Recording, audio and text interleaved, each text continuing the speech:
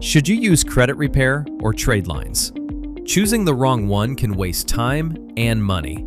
So here's how to know what's right for you.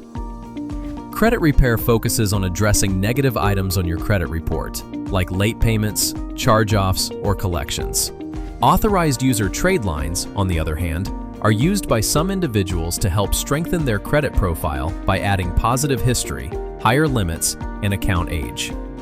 If your credit profile has negative accounts, high delinquencies, or past repossessions, credit repair is usually the first step. That's because Tradelines don't remove negative items. They don't replace fixing underlying issues.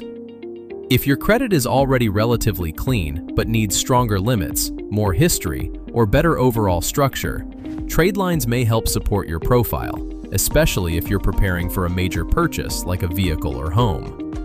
In many cases, the best approach is a combination. Address negative items first, then use Tradelines to help strengthen your overall credit profile.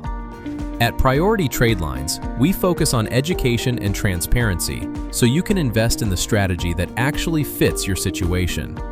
To learn more or explore your options, visit our website today.